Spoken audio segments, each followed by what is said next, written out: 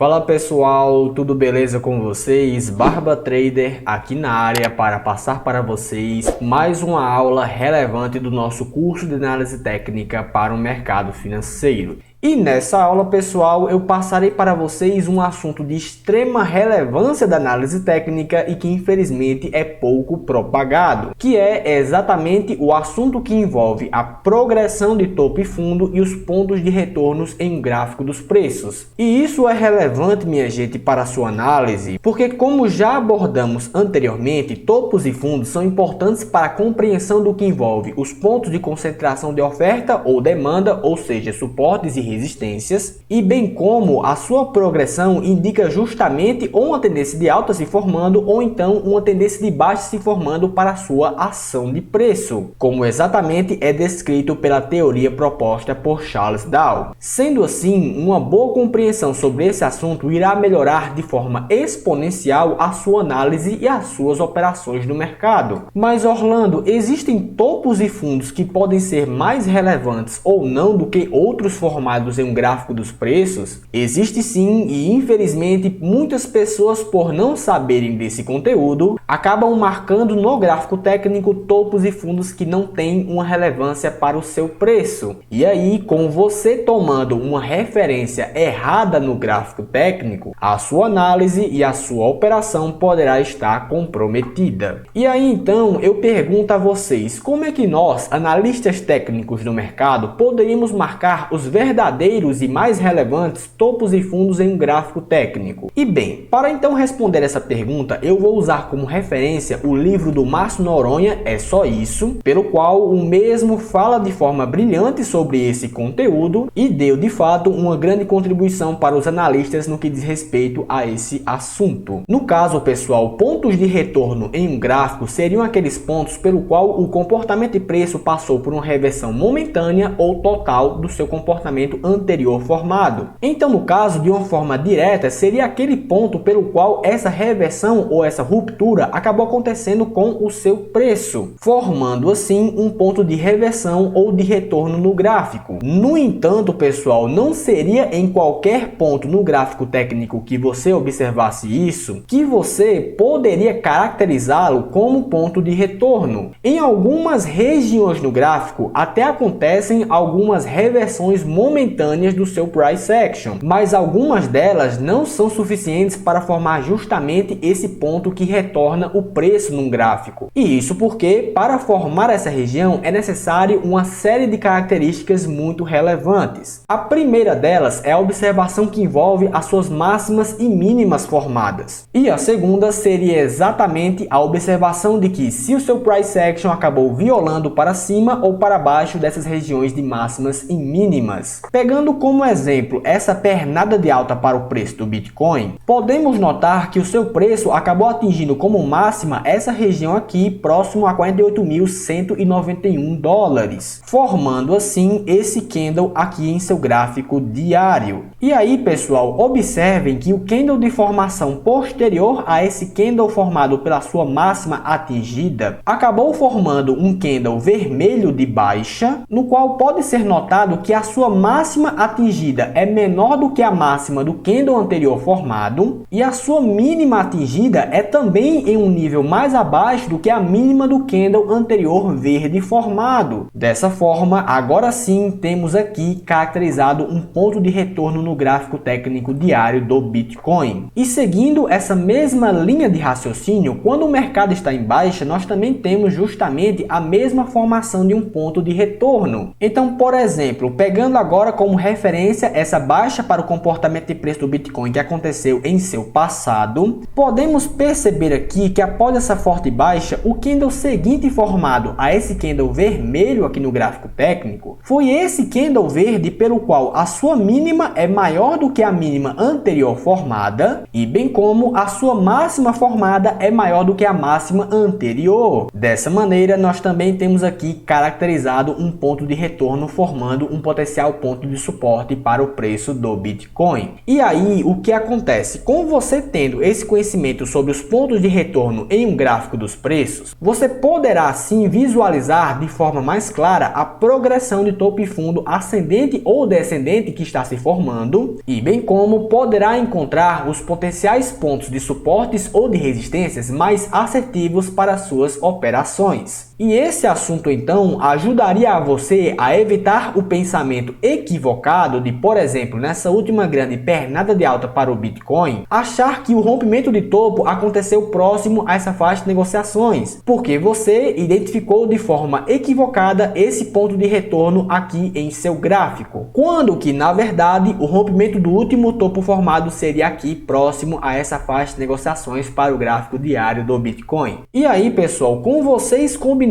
o que já se tem de conhecimento sobre suportes e resistências passado aqui no curso, juntamente com a teoria proposta por Charles Dow, e tendo agora uma boa compreensão dos topos e fundos com pontos de retorno em um gráfico de um ativo em renda variável, vocês com toda certeza já possuem um conhecimento muito relevante para fazer boas operações de compras e vendas aqui nesse mercado. E bem, essa era a aula sobre o ponto de retorno que eu queria passar para vocês hoje. E aí, com isso, começaremos a estudar nas próximas aulas os padrões clássicos de reversões e de continuação para um comportamento de um preço de um ativo em renda variável. Eu espero que vocês tenham entendido esse conteúdo e que vocês pratiquem muito bem em casa essas operações e esses pontos de retornos identificados em um gráfico técnico. E eu espero vocês na próxima aula, pessoal.